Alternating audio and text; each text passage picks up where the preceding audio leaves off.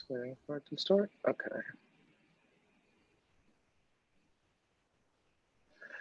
Okay, everyone, welcome again to this next edition of VMACS. Very happy to have you here today. A quick reminder of the ground rules, which are posted also in the chat. Your video won't be turned on at any time, and we won't turn on your microphone during the Q&A session at the end. If you want to ask a question, we ask that you raise your hand, and we will give you the ability to unmute your mic, but we will never unmute your mic at any time. And we will have zero tolerance for abuse. So if we decide that you're engaging in abusive behavior, we'll remove you from the presentation. So for today, I'm going to be the moderator. So we're very happy to have one of our own co-organizers, Ralph Ludeke from UCL presenting. We also have the co-authors on the paper here, Christian Bayer, Benjamin Bourne, and Gernot Müller. So Ralph, without further ado, you have 60 minutes, so take it away. Great. Thanks, Kurt. No, it's great to be able to present today at VMACS, which has been lots of fun so far with many insightful papers. And also, being part of the organizer team has been lots of fun. So this is joint work with Christian, who's here, Benjamin, and Gernot. And they also are here to answer your questions in the Q&A chat and also later on in the live Q&A. So in this work, we assess the economic consequences of the transfers that the US government is sending to US households right now as we speak. These transfers, they happen against the backdrop of an unprecedented increase in the initial claims to unemployment benefits. I think many of you have seen that figure already. So it shows the weekly UI claims in the US for the last 20 years. And in blue, you see what happens typically over the last 20 years, and in red, you see what happened over the last 4 weeks. So the sum total of the last 4 weeks is around 30 million new claims to unemployment benefits. So this is an unprecedented increase in these claims, and they reflect income losses for those households who have lost their job, but also an enormous increase in income risk for all households. To support the economy now, the US government has passed into law the so-called CARES Act, which is worth some $2 trillion US, and a large part of this consists of transfers. And there are two types of transfers. So there's a one-time check worth $1,200 US to all taxpayers, excluding some in the top 10% of the income distribution. And then there's a weekly top-up of unemployment benefits worth $600 US. And each of these two items is expected to cost around $250 billion US. So this is also unprecedented in terms of size of this fiscal stimulus. And what we would like to do is we would like to analyze the economic effects of these transfers, taking into account what is happening to the economic prospects of US households I've just shown you on the slide before. So to that end, we would introduce something that we will call a quarantine shock. So let me explain to you what that means. So we will assume that a fraction of the population will be quarantined. So that basically means they're not allowed to work, and this is a transitory state. So it's only expected to last for a few quarters, and it might happen from now onwards. So basically, the idea is to reflect the closures, for example, of restaurants and other businesses that are happening as a response to the coronavirus. So to be clear up front, we are not going to introduce the pandemic itself. So basically what we do is we take this suppression strategy as given, which comes out of many epidemiological models, and instead we focus on the economic consequences. So this implies, for example, that we will not be able to speak to the feedback between the pandemic and the economy itself. Right. I mean, this is also something where I guess we do not know so much about because the empirics are just ongoing. So this is something that's hard to calibrate. So we will just keep that out of the picture for today. So what then this current state basically does is it's a substantial income loss for the households who are quarantined, or basically they're unemployed, they lose their job, and then they basically rely on unemployment benefits. And ex ante, it's not known whether I will be sent into quarantine, whether I will lose my job. So from a household's perspective, this, increases income risk substantially. And from an aggregate perspective, it's similar to an aggregate TFP shock because we send a fraction of the economy basically into quarantine. So a fraction of the labor force and a fraction of capital will be idle. So from an aggregate perspective, it looks like a TFP shock. But from an individual perspective, it looks like a large increase in income risk. So this is going to be the economic backdrop that will turn out to be important when understanding the effects of these transfers. So to be able to model this, this will require incomplete markets because we need to be able to talk about these effects of idiosyncratic income risk. And also the literature has shown that's important to match the distribution of marginal propensities to consume across households to be able to estimate the consumption response to these transfers. So in a model of incomplete markets allows us to do that.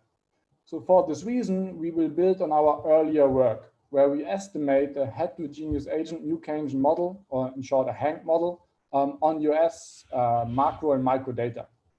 So this is a model that will capture the steady state wealth, income, and consumption distribution in the US, but also the aggregate dynamics and wealth dynamics over the last 70 years. So we have done that in another paper already. So basically it's this kind of two-asset HANK model a la Kaplan-Mall Violante, and I will introduce that later on. You can think of this as kind of a medium scale Smets-Wouters type business cycle model with incomplete markets. And then what we will do, we will introduce this quarantine, or in short, this Q shock, where we send part of the labor force into this quarantine state. And given this economic background, we will then feed these transfers through the model. And we will be careful in distinguishing these conditional transfers, basically to these unemployed people who get the $600 top up, and unconditional transfers that are basically paid out to all taxpayers up to some upper limit, like the top 10% of the income distribution, they don't get these transfers. So let me just quickly give you, 2 sentences on the results, and then I will, jump into the model and talk more about the specifics. So just, 2 things. So first, if you assume that we send 10% of the workforce into quarantine in this quarter, Q2 2020, we get a sizable recession for the whole year 2020. So on average, throughout the whole year, output will decline by 3.5%. So we take this 10% of households being in quarantine because that's something that the Congressional Budget Office has estimated what could be the unemployment rate in Q2. It could also be higher, like the St. Louis Fed has estimated this going up to 30%. So we will give you different scenarios later on in the talk. But basically, this scales. So here we have this large recession. But one thing you have to take into account is that the government shuts down 10% of the economy, basically. But we only get a decline of 3.5%. So this shows why it's important to have this kind of medium scale Smets-Wouters type model, because there's a lot of adjustment margins in these type of models. So even though 10% of people cannot work and 10% of capital is idle, so that's the extensive margin, there's things like capital utilization, so there's an intensive margin, and so the economy doesn't drop one-to-one with this quarantine state. So I will show you that later. And then given this sizable recession, we feed in the transfers in the CARES Act. And just the key takeaway here is that this transfer multiplier can be substantial, and that mostly comes from these conditional, from these targeted transfers. So that's basically the top up to the unemployment benefits. So here we estimate an impact multiplier, so what's happening right now in the first half of 2020, of up to 2. And this comes from 2 channels I will show you later. It comes from this being targeted to households who have a high MPC, but it also comes from mitigating income risk. Those households who are not yet unemployed, they don't have to hold as high precautionary savings because the income loss in the quarantine state is not as high as without these transfers. But I will go over that in more detail. Also, in terms of the literature, I don't have time to talk about this a lot because, first of all, the literature on fiscal policy is enormous and I cannot do justice to it. And also now the literature to the pandemic is enormous and I also cannot do justice to that. So just 2 words, what do we add to that? So relative to these papers who have looked at transfers before, We can do that now in this estimated Hank model, where we have this margins of adjustment, this capital utilizations, and all these aggregate kind of frictions that have been shown to be important for understanding the US business cycle. So we have this benchmark Smets-Wouters type US business cycle model. That's a good starting point to analyze these transfers. And then second, of course, now we have this Q shock, so this extra income risk channel that hasn't been there before. So that's basically, my introduction, and I don't have time to talk more about the literature. And if there are no particular questions, I would rather now jump into the model and show you the specifics of how we model that, and then spend more time on the results later on. Okay, so let me go through the model more carefully.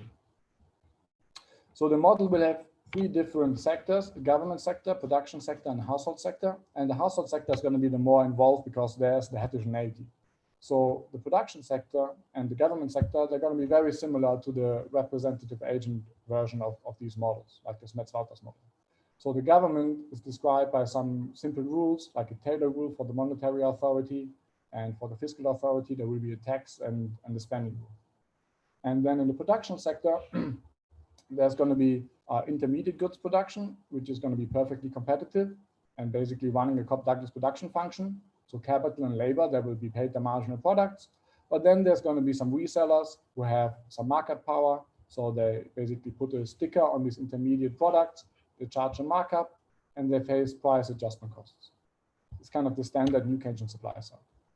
So what is a bit more involved and different is the household sector. So I will spend the next couple of slides mostly on this.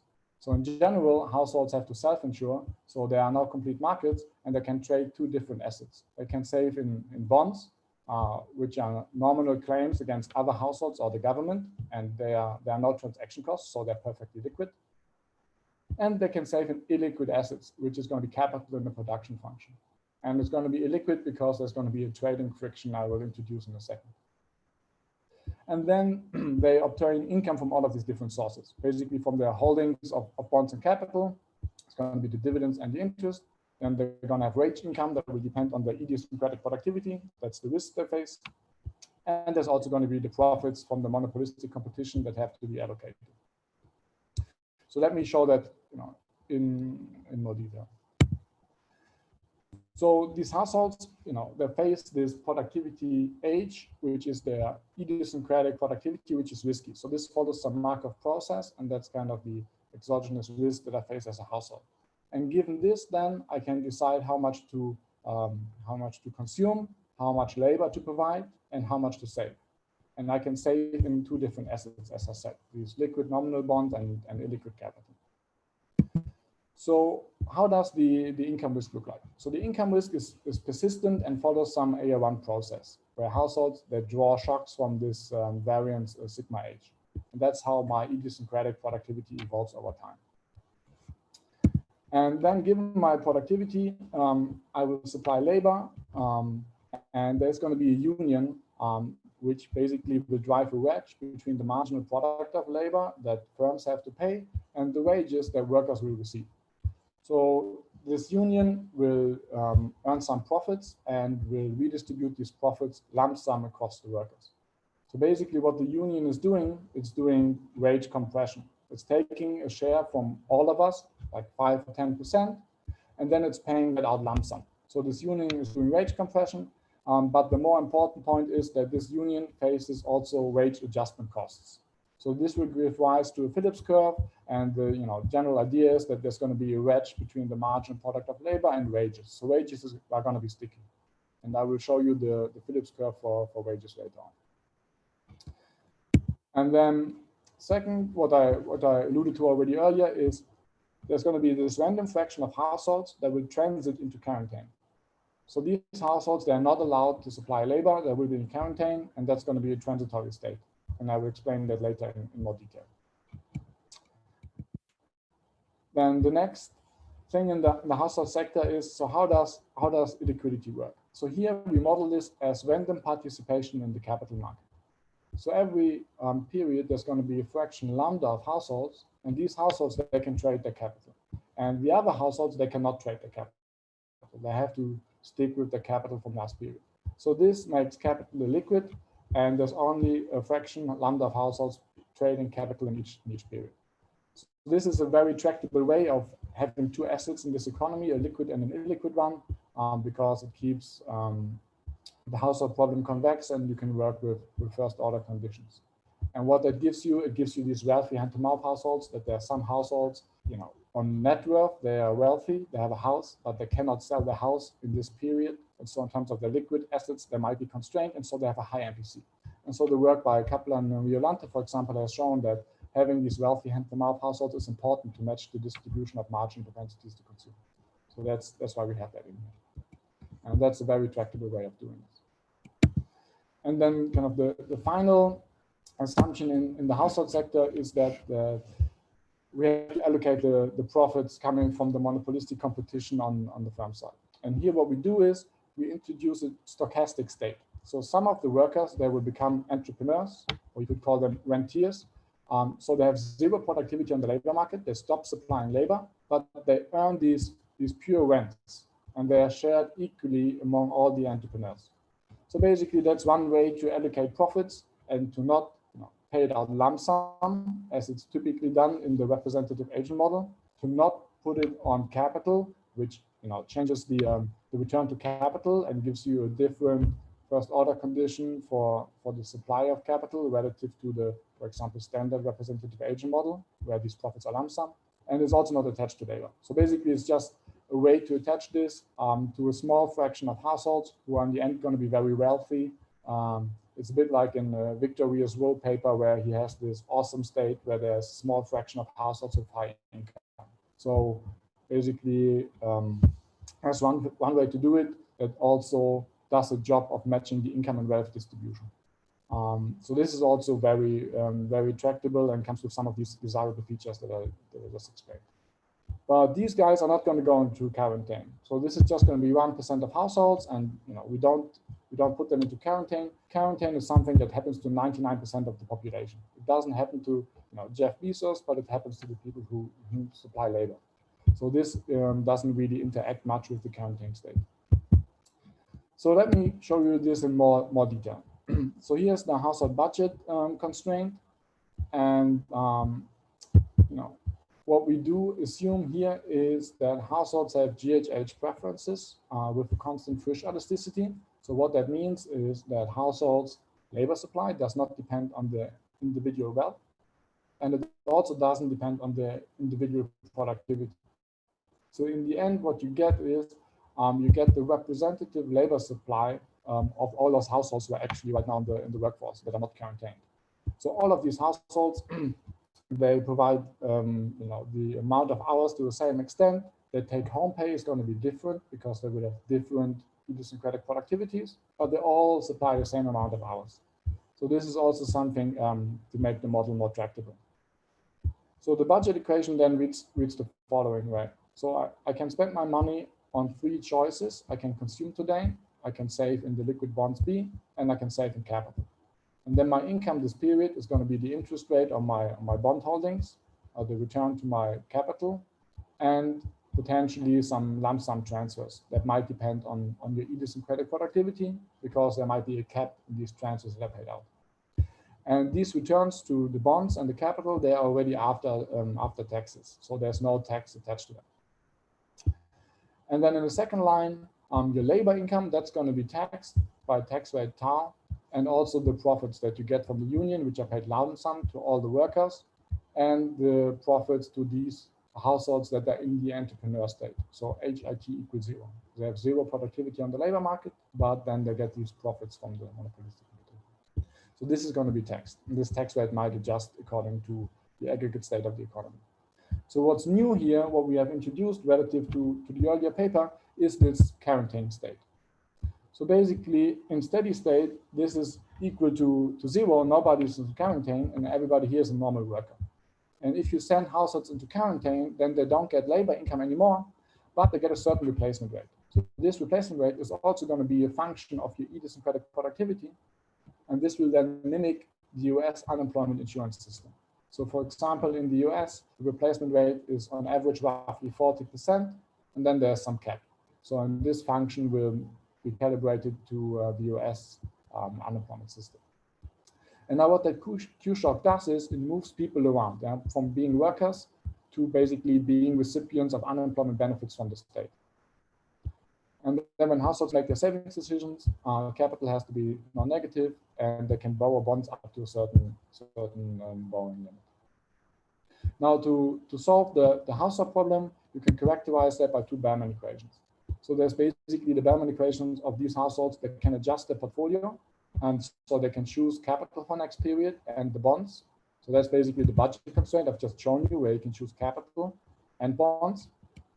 And then there are also these non-adjusters.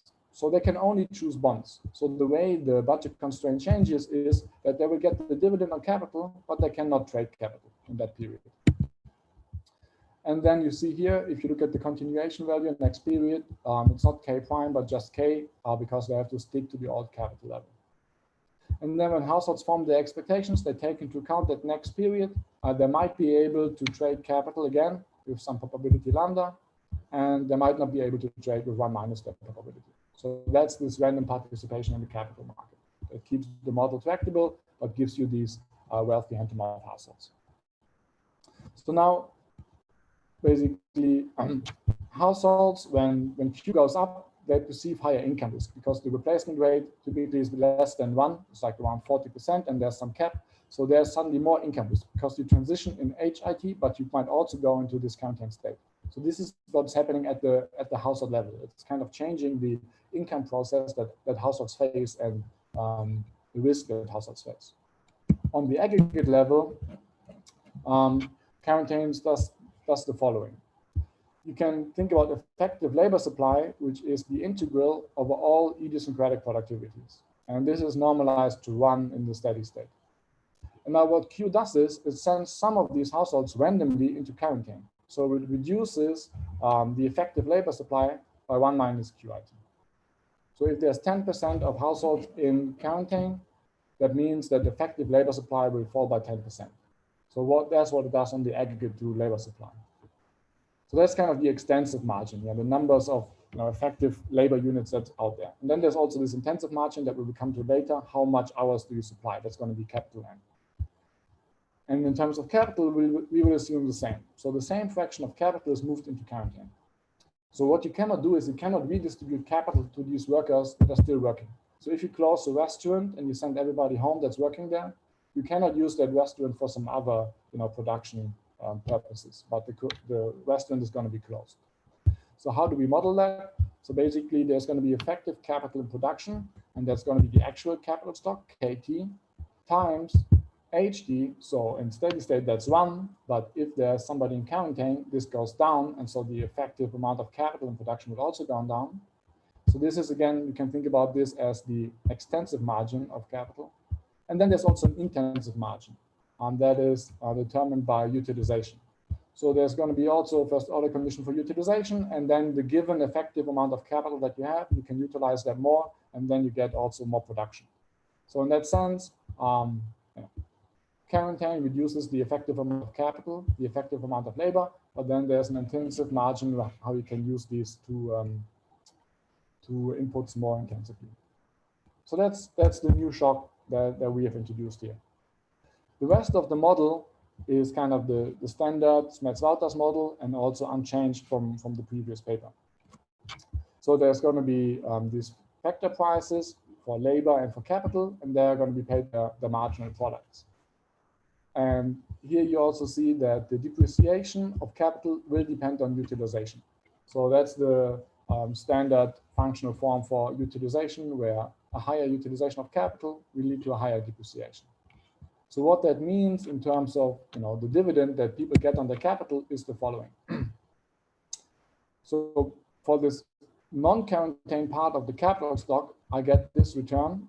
So in steady state, H is 1. So that's that's my return to capital. But if there's some Q shock and some capital is in quarantine, then I will get on the part that's non-quarantined, I get this, and the remaining part is still depreciating by the steady state depreciation. So utilization is not, it's not a function of utilization anymore, but this is just a steady state depreciation. So your capital, like your restaurant, is getting depreciated over time still. So that's what your return on capital is going to be in that case. And then we put in more real rigidities. So typically there's capital utilization in this model as a real rigidity. And then here there's also going to be investment adjustment cost. And that's something that we've estimated in the previous paper. In terms of nominal rigidities, there is the union I said earlier, and then there are these resellers. And these resellers who resell the intermediate good, they also face price adjustment cost. And this will be Calibration adjustment cost, and this will give rise to this Phillips curve if you look at the optimization problem in terms of price setting for these firms. So this is the Phillips curve for inflation of final good prices. This relates real marginal cost to inflation. And then there's also going to be a wage Phillips curve. And this is going to be relating wage inflation to the real marginal cost in terms of wages here for the firms, basically. How much wages the firms have to pay relative to the workers. Okay, that's basically the production side, and then there's the government to close the model. So here there's going to be two parts. So there's going to be the Taylor rule for the monetary authority, and this is going to be a standard Taylor rule with some inertia and reaction to inflation deviations from target. And we will abstract from output stabilization right now because the output target is kind of unclear. Does the Fed think it would like to go back to the steady state from the beginning of the year? Does it take into account that kind of the output potential has gone down with quarantine? So we don't take a stance on this. And then the fiscal authority also follows simple rules. And here we take these rules only to adjust government debt in the long run. So government spending has some inertia and reacts to government debt. And also taxes have some inertia and they react to government debt. And this will be calibrated in an ad hoc way such that government debt initially can expand when the government pays out these transfers. And then in the long run, taxes will rise and spending will fall to bring debt back to steady state. So I'll show you later. And then, the economy is closed with the government budget constraint, where I showed you the rules for taxation and for government spending. And then in addition, there's these lump sum transfers, this T, and these transfers to the unemployed that the government pays out. And then T is the taxes that are taken in, basically the tax, as I said, on labor and on profits. And then the government has to pay an interest rate as well. So this is the government budget constraint and closes the economy. Okay, so that's the model economy. Let's quickly talk about calibration. So here we follow what we did in this earlier work, and it's basically a two-step procedure that we did. So first, we calibrated the steady state of this economy. So the steady state of this kind of incomplete markets economy is characterized typically by mean asset holdings. So here we target the mean illiquid asset holdings, which is capital over output, and the mean liquidity holdings, which is basically government debt over output. And that will give us a discount factor and the portfolio adjustment probability, which is going to be 10% per quarter in this calibration. And then we also want to get the cross-section right, not just the mean. So for this, we want to get the top 10 wealth share. So the top 10% of households in terms of wealth, how much wealth do they own? And then over the last kind of 50 years or so, that has been roughly 70%. So this will give us the fraction of entrepreneurs, which is going to be around 1%. And then finally, we will adjust the borrowing penalty such that we get a fraction of borrowers around 16%, as in the survey of consumer finances. So that nails down basically the mean and the distribution of asset holdings. I'll skip the tables for this. This is all standard. And then the other part is going to be the aggregate frictions that will drive the aggregate dynamics of this economy. And this is what we will take from our previous paper where we have estimated this. So for example, this applies to the nominal frictions. So the probability to adjust the intermediate final goods prices and wages. And this reflects roughly 4 quarters price stickiness in terms of Calibration adjustment probabilities. So it's rather on the low side in comparison to the literature. And then there's the real frictions, capital utilization, which is kind of standard relative to the literature. And then this is investment adjustment cost. So our estimation tells us that investment adjustment cost in this model can be substantially lower relative to a representative agent model because there is also this portfolio adjustment friction at the individual level. So that's what we take from the estimated paper, because this reflects how the US economy has adjusted to shocks over the last 50 years or so when we estimate this model. And then what we do kind of in a more ad hoc sense to be able to speak about this current episode is the government spending and tax rules, where we say there's lots of inertia and very slow payback. So the government will accumulate debt and then slowly pay back. And then the monetary policy rule is also estimated. So it reacts strongly to inflation deviations with some inertia. Great. So that's basically all we need to know to jump into the results. And just 2 words on how we solve this model now. So we will obtain all the impulse responses, all the simulations I will show you later by perturbation. So basically, we will linearize the model around the aggregates. So this has been proposed by Michael Whiter some 2 decades ago, and I have a joint paper with Christian where we show how to do that in a large Hank model like this one.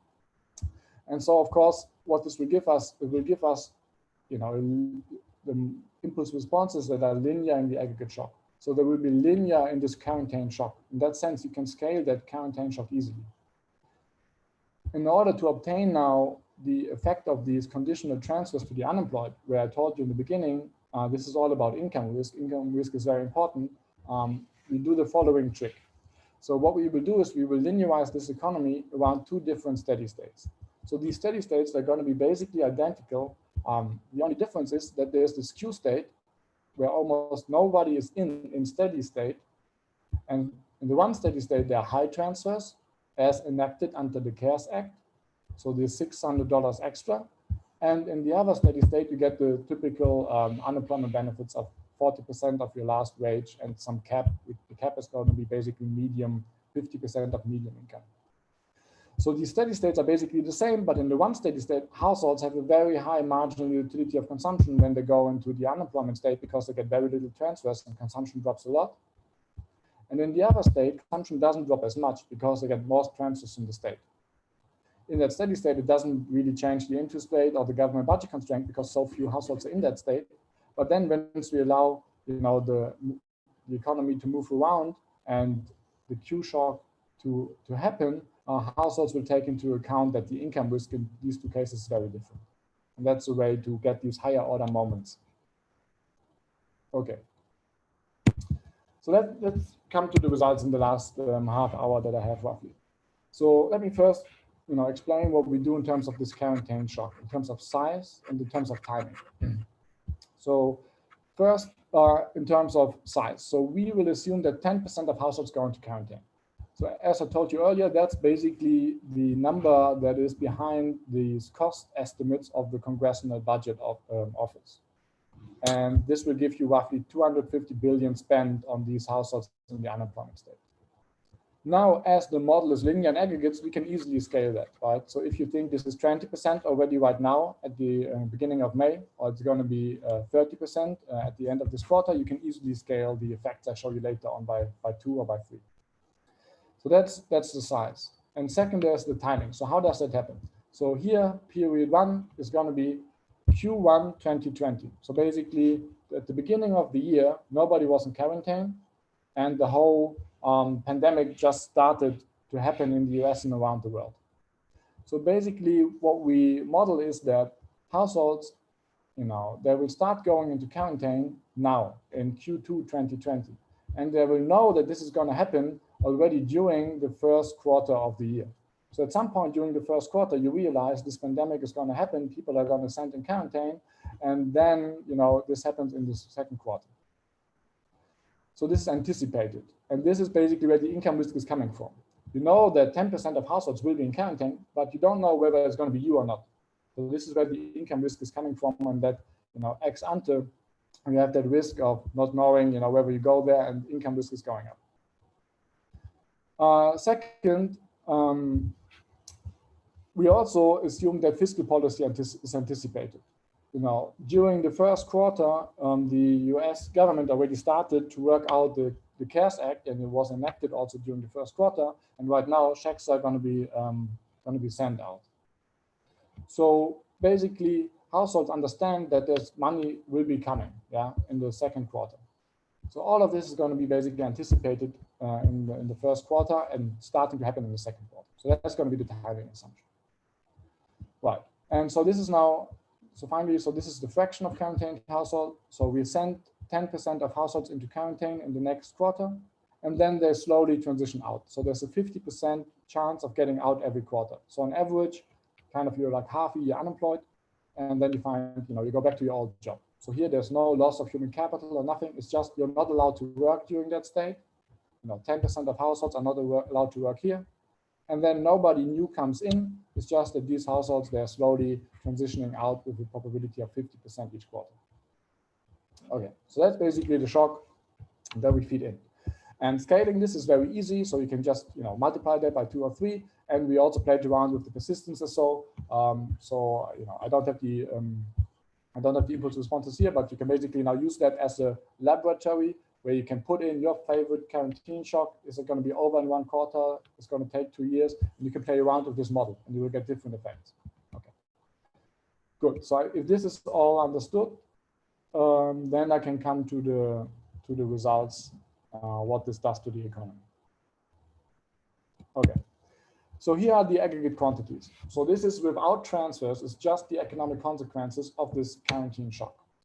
And as I told you earlier, during the first year, so the first 4 quarters, this is basically 2020, output drops on average around 3.5%. Consumption also drops around 3.5%, and investment falls by even more. So 10% of households and of capital lies idle, but output doesn't drop by 10%. So why is that? It's because the intensive margin, for example, of labor supply goes up. So basically, firms are trying to hire workers in the sectors that are still operating to be able, for example, to run the hospitals or to run Amazon and so on. And they will also pay higher wages. So marginal costs for these firms are going up. They're paying higher wages. And then households, they're willing to supply more labor, the households that are still there. And the same happens for capital. Capital doesn't fall by 10%, effective capital, because utilization is responding. The firms, they're using the capital that they have to produce and increasing their utilization to do so. So effective capital only falls around 6%, not 10%, and effective hours only falls around 4% and not 10%. So this is the intensive margin of labor and of capital that is basically mitigating the effect of the Q shock. So for example, if I would run this in a very simple RBC model with flexible prices, and that's not so flexible, not so elastic labor supply, you would get a 10% drop in output and then almost back to normal. So you would get that very strong V shape. Here, because of this intensive margin, first of all, you don't get such a large drop in output, but then again, this effect is very prolonged. In the second quarter here, in period 2, we have 10% of households in quarantine, and then it goes slowly back to normal. But output takes 3 years to recover. Investment is lower throughout the whole time period, so you will have a lower capital stock. You will have very persistent effects of this transitory quarantine shock. Okay, so that's the economic shock. That's the backdrop under which we will now analyze these transfers. So what we do now, we take this shock, and now we will basically feed in these transfers. And as I said earlier, this is going to be done by using these 2 different steady states. So the one steady state here, where when households go into quarantine, they just get the standard unemployment benefits, which is pretty low. And now with US stimulus, that's going to be the CARES Act, where you get $600 per week extra. And there's also this lump sum transfer.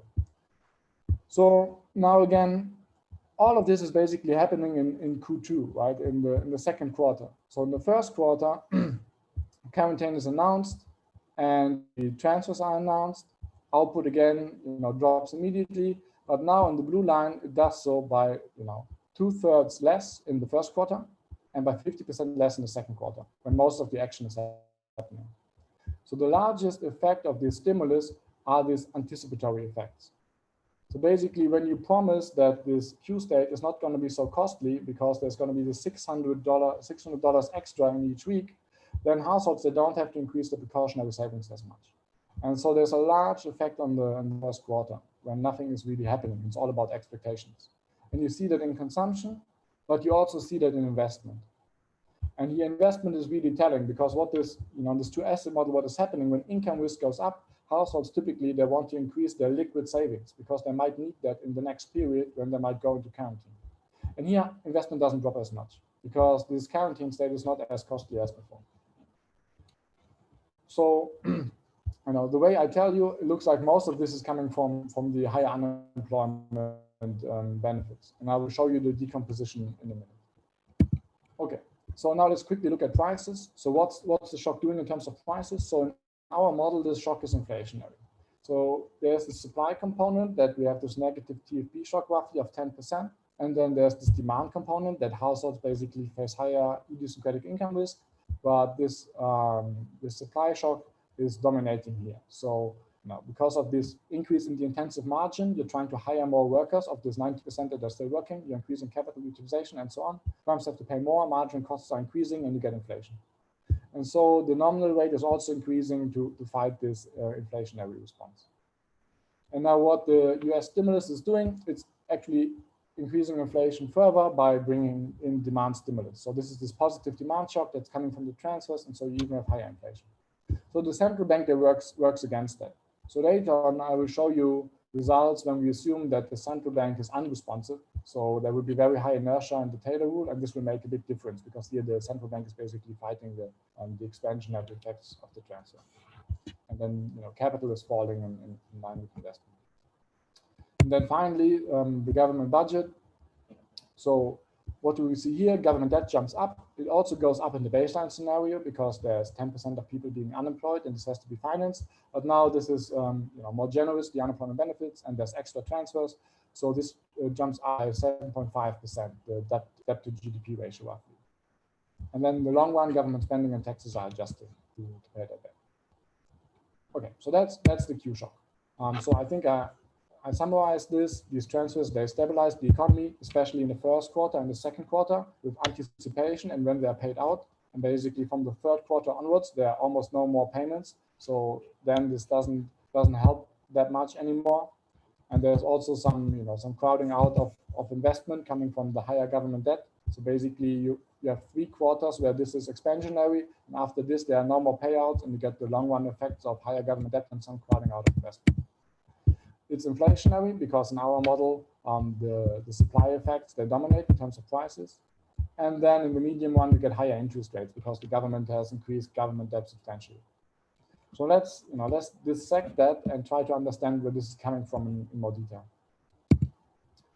Okay, now I show you again the response of output, consumption, and investment. But this time, I show you the effect of conditional transfers to the unemployed and unconditional to everyone, in isolation. So the blue line is the conditional transfer. You see this is doing most of the jobs. Unconditional transfers, they're also increasing output and consumption, but substantially less so. And remember, both of these transfers are of the same size. So in total in the model, they're going to be 250 billion US dollars. The only difference is that the blue ones, they are targeted to households who are unemployed, who lost a lot of income and therefore have a high MPC. And also they reduce the income risk of going into that state ex ante. So there's these 2 differences relative to the unconditional transfers, that these are targeted and that there's this additional income risk channel. And that gives you that extra boost and substantially increases the economic stimulus that you get from these transfers that are conditional. Now you can do that also by plotting the multipliers, the transfer multipliers. So let me slowly go through this graph. Let's start with the left-hand side, which is our baseline that I've showed you. And I've showed you the case of a responsive monetary policy. So the Taylor rule is active. And now I show you the cumulative transfer multipliers plotted from the second quarter, so 2020 Q2. So what is that? That's basically the sum of output deviations from steady state divided by the cumulative sum of the transfers that are paid, both relative to a steady state output. And so basically in the first period, I cannot plot this because output is already responding and output is higher than before, but I haven't paid any transfers yet. So basically the multiplier is infinite.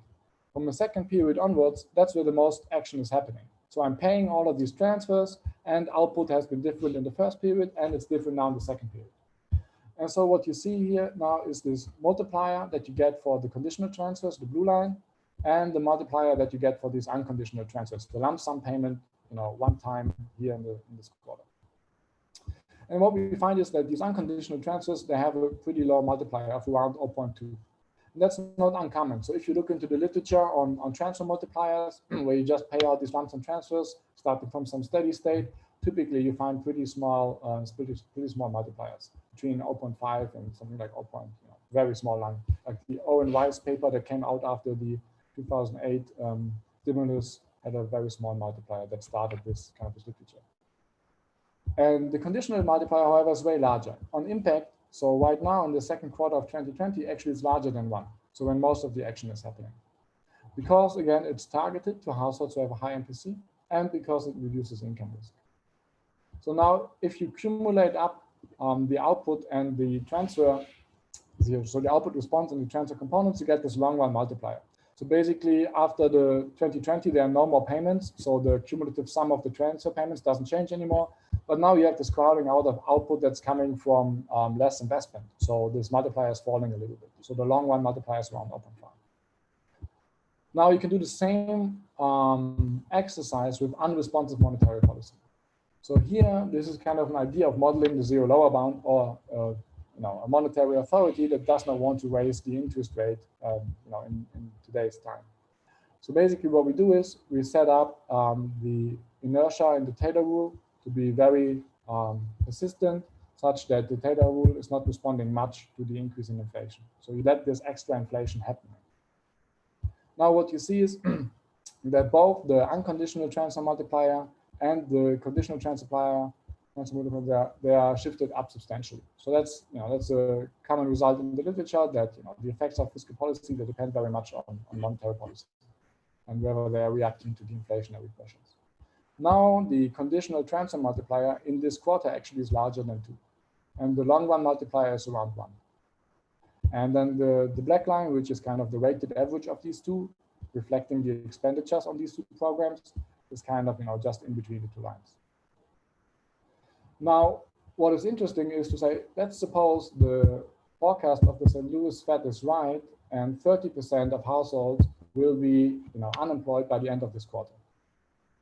So as I told you earlier, it doesn't change much in terms of the dynamics of the model, because the model is linearized in the Q shock. So basically output will not fall by 3.5%, but it will fall around almost 12%, 11 to 12%. So you get that sizable recession, and output and consumption are more than 10% lower this year. However, if you want to assess the CARES Act, this will shift the multiplier towards the blue line, because now a larger fraction of payments is going into the conditional program. If 30% of households will go into unemployment and the government is going to pay them $600 a week extra, then these conditional transfers will cost the government $750 billion. And the total transfer component is going to be $1 trillion. And so if you now take the weighted average, you will be closer to the blue line. So the multiplier of the CARES Act now is around 0.5 in case of a responsive monetary policy. And in case you have unresponsive policy, it's almost 1. So in that sense, the final verdict on the multiplier on the CARES Act will really depend on how this plays out in terms of how many people are going to lose their job in this quarter. Fine. So in the remaining time, let me quickly talk about distributional effects. Right. So we have this this model where we have a distribution of wealth, of income, and of consumption. And now we can think about in that model, how does this contained shock affect inequality? And what does the government, the transfers, what does it do about it? So here I have the Gini for earnings. So that's just labor earnings. For income, so that's all sources of income, including profits and dividends and so on, and consumption. And then again, you have this timeline of first quarter, it's announced, second quarter, everything is happening, and I'll show you the first 3 years. So basically, when you look at the second quarter now, this is where 10% of households are contained. And earnings inequality shoots up a lot, because these households, they have substantially less income. The US unemployment system has this 40% replacement rate and the cap of 50% of median income, how we model it. Now, if your unemployment benefits are more generous, then this reduces the increase in earnings inequality by 50%. And you see a similar picture by income. So income, because there's also the markups that are counter-cyclical, so they're falling here, the dividends, they're falling, so there are more effects happening. So this is less pronounced, but basically you can still see the spike when the Q shock is happening. That comes from the quarantine. But here, it's less pronounced because some of the rich households, like the entrepreneurs, they are losing out on the profits that they get from the firms. The dividends are lower, so this is overall also, lowering income inequality. And then finally, we have consumption inequality. So consumption inequality jumps up already, in the beginning, and this is a typical finding in the case of uncertainty shocks, because you have households, with very low savings and income, which is correlated. They typically, are most in need of additional savings to be able to buffer these shocks. So they start cutting back on consumption and they increase their liquid savings. Other households who are well insured and typically have, a lot of liquid savings and high consumption, they do not need to increase the buffer stock by as much. So just from this basically expectations of higher income risk, typically you get an increase in the consumption gene. And then it spikes in the second quarter again when households are sent into quarantine, because these households in quarantine, they have these massive income losses. And it stays higher for some time. So it takes more than 3 years to go back to not to steady state, but it's still like 0.5% higher than in the steady state. So we get this very persistent effect on consumption inequality. And now if you look at the US stimulus again, this will decrease consumption inequality, but only marginally so. And it seems like these transfers, they're not sufficient to cover all of the income losses. And then finally, we can look at wealth inequality. So here, wealth inequality, we actually get a different sign in the response. So in the baseline, what you see in the first 2 quarters, actually, wealth inequality is falling in both cases. So here, this is mostly driven by the return to capital, the price of capital, the markups, all of the asset prices that matter for the top of the wealth distribution, they are falling. So you get a compression of the wealth distribution. But then once markups stabilize, and that happens pretty quickly because we have pretty flexible prices, price stickiness being less than 1 year, we get this increase in wealth inequality. However, with US stimulus, we get a decrease actually in wealth inequality. And that comes from the difference being higher government debt in this case will lead to a higher return to government debt. So there's a 40 basis points increase in the long run real rate on government debt. And this will decrease the spread between the 2 assets, the return you get on capital, which is typically higher because it's illiquid, and the return you get on government bonds.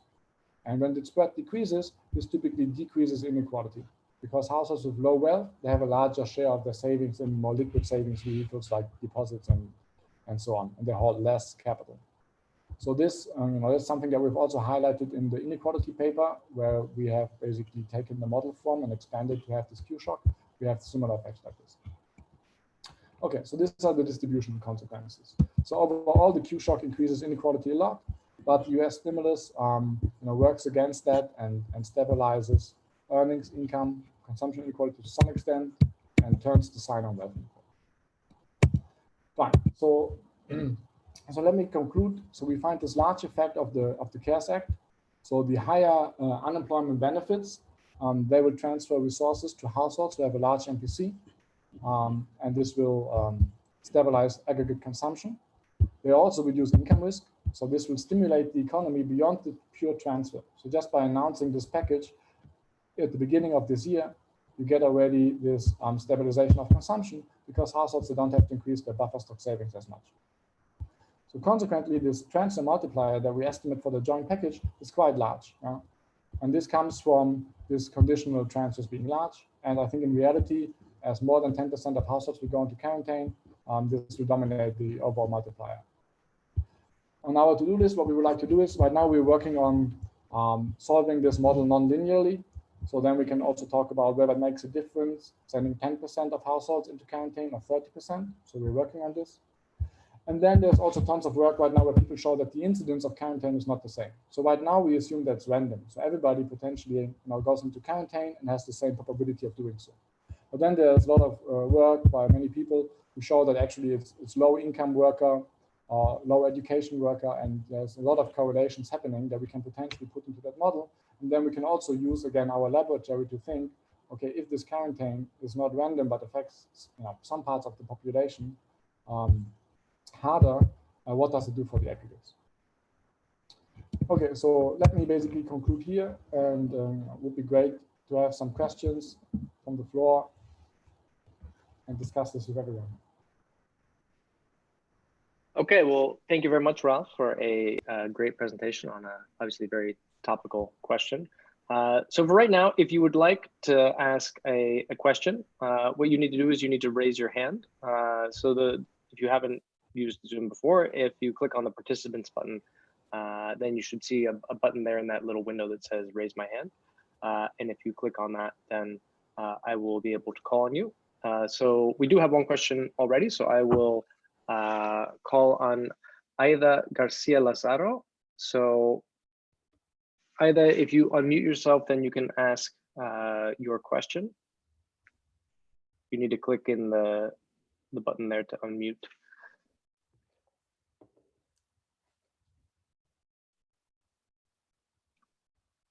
Okay, well, while we wait for Aida, Stefania had a question. So why don't we let Stefania to ask her question, and Aida, you need to look on the bottom left of your screen if you want to unmute yourself. But anyway, Stefania, why don't you do your question, and then we'll see if we can get Aida to... Okay, excellent, thank you. Thanks, Raul, that was a great talk. I have a question on monetary policy. When you first started with the Taylor rule, I was a little worried because it doesn't seem realistic to assume that right now the Federal Reserve is following a Taylor rule. And then you had this nice exercise, which I think goes some of the way in sort of allowing the monetary authority not to respond to increase in inflations, which arise in your model in response to this negative supply shock that we have. But it seems to me that that also is probably not enough to really capture what the Federal Reserve and even the ECB are trying to do right now in terms of generate an expectation of really expansionary monetary policy, really, really low interest rates sort of going forward for as long as it takes. So I was just trying to think through about how we might capture that in the context of the model, and in particular what the effects of that are in terms of the fiscal policy and the adjustment of government debt and future taxes and government spending, to the implied cost of, raising the deficit and borrowing more, as part of the stimulus program. And I understand this may be a little bit, speculative because you haven't done exactly this exercise in the model, but I was just wondering what your thoughts are on that and if you have any, insights. Yeah, thanks. No, it's a great question. Of course, in the US, both actors, the monetary authority and the fiscal authority, they are working against this crisis and they're working together. And here we're only looking at fiscal policy, and we do this simple exercise of doing a standard Taylor rule and an unresponsive one. So that's kind of the standard exercise that people do in the fiscal literature to talk a little bit about monetary policy. But it might not fully capture what is happening actually right now in the US. So as we haven't solved the joint response where the monetary authority might buy some of the government bonds. So in this model, for example, you could potentially implement this kind of quantitative easing where you say, let's say government debt is held also in the illiquid account by mutual funds. And now the fiscal and the monetary authority stands ready to buy these and issue additional liquid reserves. This would have an effect in this economy. So it might be interesting to look at this jointly. But we haven't done so far. We just did kind of the standard split of responsive, unresponsive policy and focusing on the fiscal side. But of course, it would be interesting to be able to give like a better estimate of what's going to be the effect of the CARES Act, because of course, as you say, long run financing of the debt matters, whether it's taxes, whether it's government spending, whether it's perhaps inflationary. So Kurt has a paper on this. Now this will matter. So we don't go into much detail here. Okay, thank you. Okay, we have Matthias Kerrig from the floor. So Matthias, if you could unmute yourself. Okay, thank you very much for the presentation. I had one comment about the quarantine shock, which seemed to be random across the working population. It seems like that the people most likely to be hit are the ones that have contact, aka service workers, workers in retail. Those are the ones not only with lower incomes on average, but also more volatile incomes. So I wonder if the incomplete markets would hit them much more in that after that shock. So that probably would amplify the recession in your case. The second thought is, I didn't really think about living in a world where pandemics could do something like this. So when you think about, when you say like there's an unanticipated shock like this, is that a shock where people understand that we live in a world like this and quarantine shocks can happen? Or do we live in a world where people are unaware of that, and now we wake up and find out, oops, there's this big disaster looming, which is like a black swan that we never considered, and now we do have to consider, and now we go to a different equilibrium just because of that fact. Great. Thanks, Matthias. So like perhaps for the first question quickly, I mean, we haven't done it again. So now more and more data work is coming out. So I think it would be very straightforward to put this in, to put basically an incidence function of this quarantine into that model. So this reduced form way of putting that in there would be, very straightforward. And I think the one channel that you highlighted, that's going to be happening in the sense that quarantine is going to be targeted on those households who have very high MPCs because they have low liquid savings typically. And this would amplify the effects of the transfers. On the other hand, so right now might be the case that the income risk effect is stronger right now, because here everybody, even households with high income, the economics professors, they also think they might go into quarantine and lose their income. So if you have an incidence function and all of these high human capital workers, they are safe, then they would reduce basically their change in their behavior. So it's not clear ex ante in what direction this would exactly go, but it's a very interesting question that we can address with this model of incomplete markets. And then second, so here the way we model it is that households, they are aware of that state, right? Because there is this very small transition probability in steady state that you might go into this quarantine state. So basically, this is a very small probability, and the steady states, they are the same. So households that do not really prepare for it because it's too costly to save for that state that happens once in 1,000 years or so. But it's also an interesting question whether now that households perhaps update their posterior that this might happen, they might change their behavior more fundamentally. So in our model, they don't do that because they know that there is this possibility of this happening, and but it's kept so small, that probability, that it doesn't change much their behavior.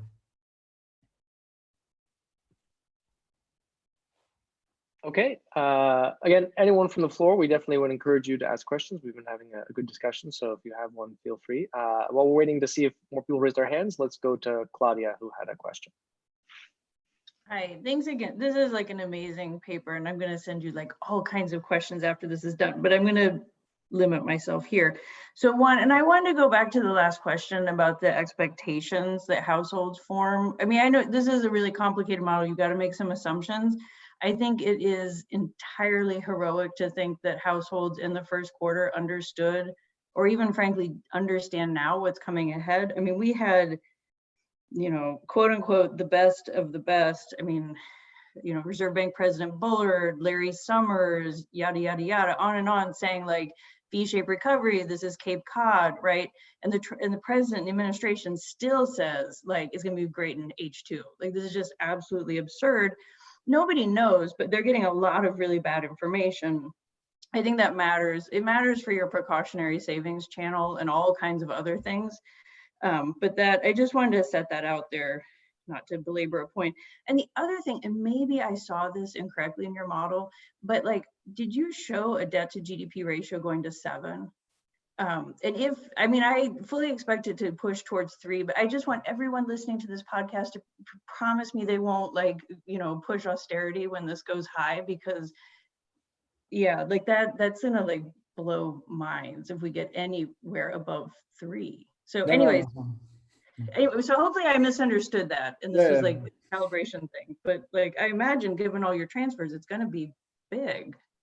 Yep. Right, so if I might jump in there, great questions. It was a kind of a 7.5% increase relative to the steady state. So the steady state is like whatever we have right now, and then it goes up, 7%.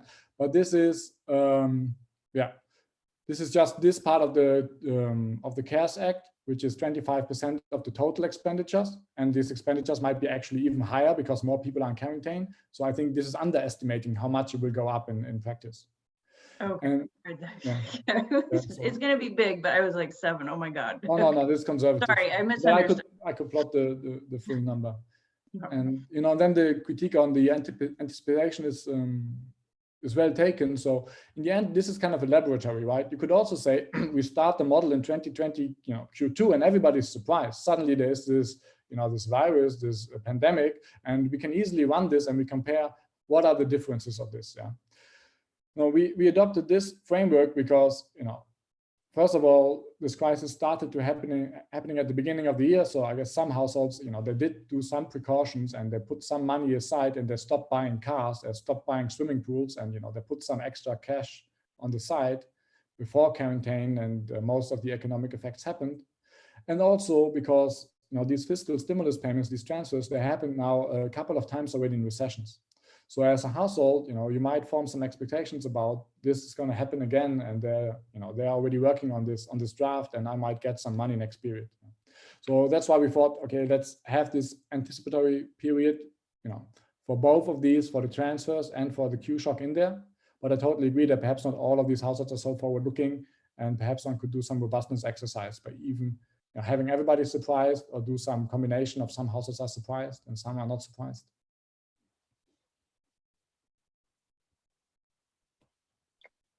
Okay, we have a question from the floor. Yves, you can unmute your mic and raise your question. Thank you so much for allowing me to ask my questions. And thank you for the good presentations.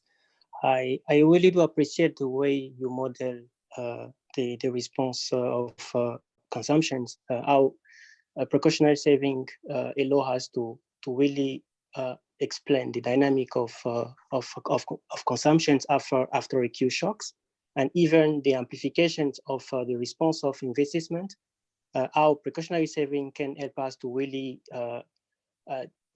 explain the downshock of the investment. But I have one question here: is the way you model the capacity of utilizations. Is it possible to let the capacity of utilization to depend on the productivity risk in the way that it may be, because you model the productivity risk to depend on the state of the economy by using a Markov.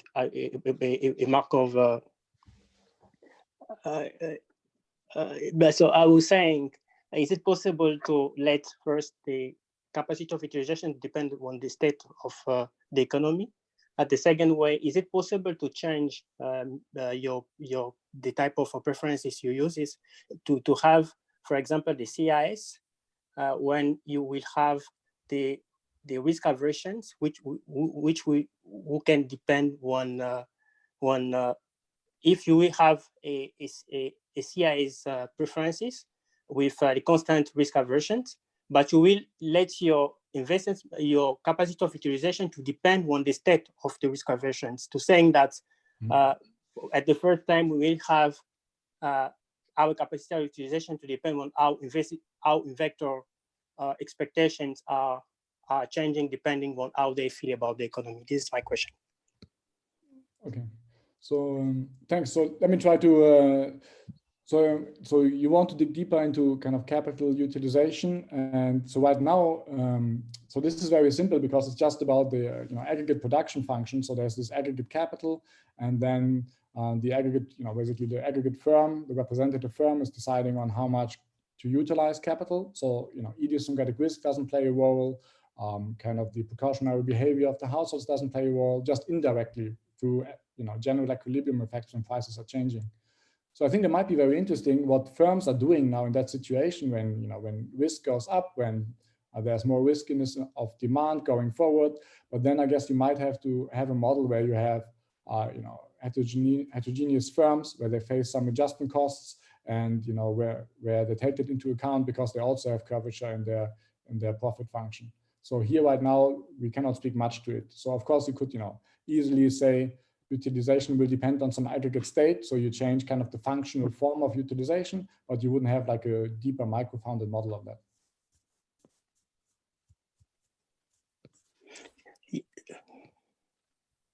Okay, well, thanks. Yeah, thank you. Yeah. So next up, we have Tony Braun. If you want to unmute yourself. Yes, can you hear me? Yeah, yes. Hey. Yes, yeah, hi. I wanted to talk a little bit about what's going on in the labor market and the results that you have about the stimulative effects of these policies. My sense is that many of these lockdown policies, the intent of them is to kill off a good part of the economy, and your GHH assumptions kind of abstracts from this, but poor hand-to-mouth types with more general preferences would actually try to cope with that income loss by working harder. And so there's a real sense in which the stimulus transfers in the United States could have very different impacts in terms of encouraging people to shelter at home as compared to unemployment benefits, which are associated with making some effort to look for another job. Now, that second thing may not be so important now, but there's a sense in which it's not clear we should be happy that these stimulus things are raising output, at least at the start of the epidemic or pandemic. No, thanks. That's a great idea. So that's something basically that we gloss over because there is an intensive margin, but as you said, because of GHH preferences, it applies to everyone to the same extent. And now what you're saying is, so there could be that, with wealth effects on labor supply, that some of the poor workers, they would like to smooth consumption and they're trying to work harder so that, they don't stay at home. I mean, right now we just modeled the lockdown that everybody has to stay at home. So here, it doesn't really matter because all the other ones, they can work perfectly as before, and the ones in lockdown, they cannot. But of course, in a richer model where households might stay at home and then, there's a choice involved in this, I think there would be a very interesting dimension of heterogeneity that one could explore in this kind of rich model, but that we haven't worked on at all. We can see it here in Georgia. There are Hispanic communities where, they're not entitled to some of these transfers, and they're going out and working, and they're becoming epicenters. So okay. Just a suggestion. Okay, that's great. Thanks. Yeah, I had a follow-up kind of question that was related to that about thinking about GHH, especially as it relates to some of the consumption inequality pictures. Because one of the things that's kind of funny about GHH is that the more you work, the hungrier you get, right? So you have these very strong complementarities between consumption and hours, and so when these people get quarantined, their MPCs fall a lot, right? Because all of a sudden you don't work, so you're not hungry, and then you're putting all these other guys that aren't quarantined have to work anymore, and so they get very hungry. And so I wonder how much of your kind of consumption inequality measures are kind of just driven by this fact that quarantine people, if you think about CARES Act, most of those people have kind of full income replacement, but you've just made them not very hungry because they're not working. Whereas, kind of the people now have to kind of replace their hours through the utilization channel, and they get very hungry. So it's kind of, I wonder what GHH is kind of doing to some of these inequality measures, and also we kind of know that GHH boosts multipliers because of the fact that, if I make you work a little bit more, you get a little hungrier, which makes you want to eat a little bit more, which makes you hungrier, and kind of getting this extra kick. Okay, thanks. Okay, it's a great question. So, the first part is on the inequality measure and how that plays in there. And exactly the mechanism that you said that is happening, right? So potentially you could look, for example, at composite consumption. So composite consumption of leisure and final goods, that's what households are moving. And then you can see how this is moving over time relative to final goods consumption, the inequality of these two measures. So it will give you like a hunch of how important is it that, some of this consumption inequality is driven because some people are working more, the intensive margin is going up, and so they're consuming more. Yeah. So that would be something one could look into. And then the second question on how important is that for the multiplier? Yeah, so I'm not sure. So as you have to run the model without GHH preferences to put the put the number on that. Yeah. So when you, for example, look at the estimated model, for example, like also the Smets-Wouters model that has these preferences that can take both forms. Typically, you get estimates that are very close to GHH. So this model, which is basically estimated to match the aggregate dynamics of the US business cycle, it does so with these GHH preferences, which are also estimated to be the case in more flexible models. But of course, for this particular question, it would be interesting to put a number on that. Yeah. So we haven't done that. Okay, thanks. Stefania had another question while we're waiting to see if there's anyone else from the floor that wanted to ask something. So Stefania, if you want to. Yes, sure. In your model, there are very stark differences in the response to conditional versus unconditional transfers, which makes a lot of sense in the context of the model. But I was just thinking, and again, this is maybe a little bit of an unfair question because it's hard to model this. But one problem with the conditional transfers, if you have to verify who is eligible for those transfers, is that it might take a while before you can actually, get them out to the recipients. And so so my question is about if the stimulus program is delayed, what are the effects of that on the overall response of the economy and in terms of welfare and so on, relative to a kind of program that can start immediately as the quarantine shocks hits? And going back to conditional and unconditional, with unconditional transfers, if you decide that everybody gets some amount of payment, then you don't have any eligibility requirements, and presumably those transfers can go out faster. And would that make a difference? And can the model capture that? And what are your thoughts? No, there's again, a good and valid question about implementation. So here, this is kind of stylized in the sense, you know who is conditional. You can send out the money immediately. So there might be good reasons to send out money unconditionally because you don't know all the people who need money. So you don't know like everybody who's unemployed or who lost their job, who's self-employed. So there might be good reasons to use the unconditional transfer in terms of you can reach some people that you cannot reach otherwise. And also you can send them out immediately. So here, this is more stylized. So what one could easily do is one could say, this unconditional transfers, this comes immediately on impact or after 1 quarter, and the conditional one comes after 2 quarters. And so there's some delay. So that's something that one can easily model, and one could see, how much of a difference does it make? Yeah. So, I agree. So there are some good reasons why there are both of these transfers in the program.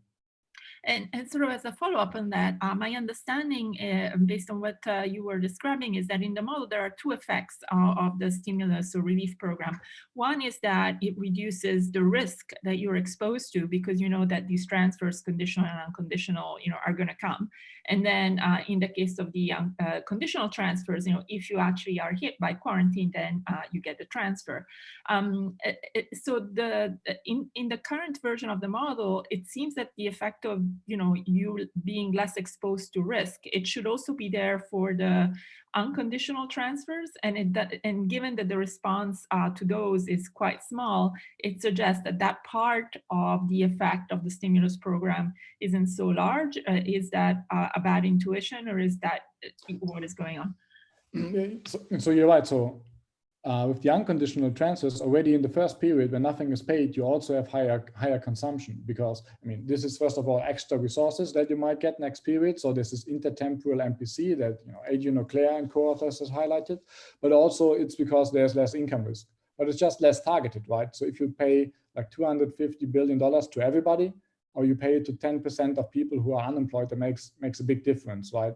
So there's this factor of 10 of how much more per person that is. And that's why you have this factor of 10 difference in the consumption response. Mm-hmm. Okay, thank you.